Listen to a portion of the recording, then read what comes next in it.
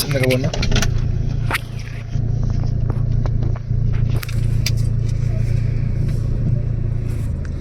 ఇది అడ్డం తీస్తే నాకు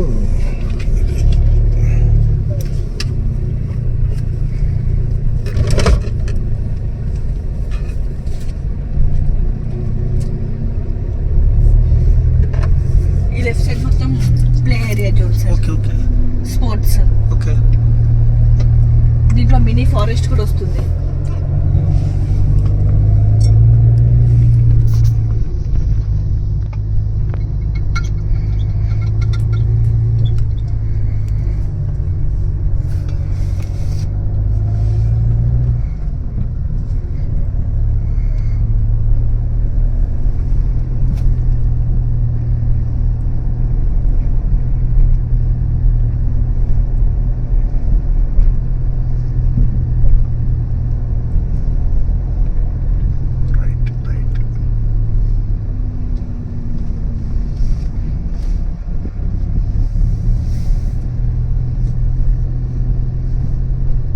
అది NRSC wall sir left side లో.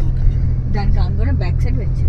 ఇందాక మీకు కనెక్టివిటీ రోడ్ అన్నాను కదా, వెంచర్ టు వెంచర్ ఇది సార్. ఒకసారి కమ్యూనిటీ ఫామ్ అయిందంటే వాళ్ళ వాళ్ళు తీసేస్తారు, అందరం కలిసిపోతాం. అది వేరే వాళ్ళది మేడం, అది వేరే వాళ్ళది సార్.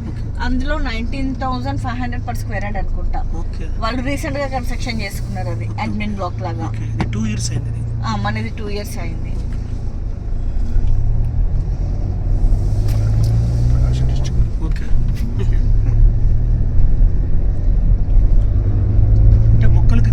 నీట్నెస్ చేస్తున్నారు. దీనికి మనకి ఎవరీ 6-9 months కి క్రాపింగ్ ఉంటుంది సార్.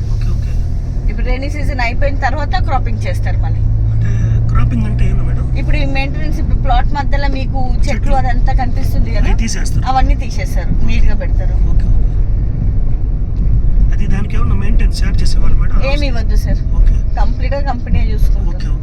ఓన్లీ మీరు పర్ స్క్వేర్ యార్డ్ ఎంత అని ఇవ్వడమే, అంతే.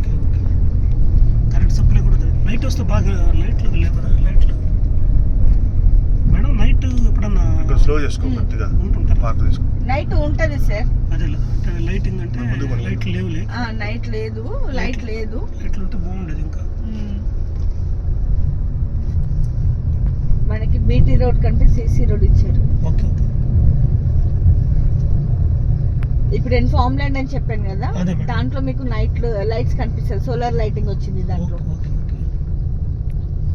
ఇదంతా ప్లే ఏరియా జోన్ సార్, మనకి అక్కడ నుంచి ఇక్కడ వరకు.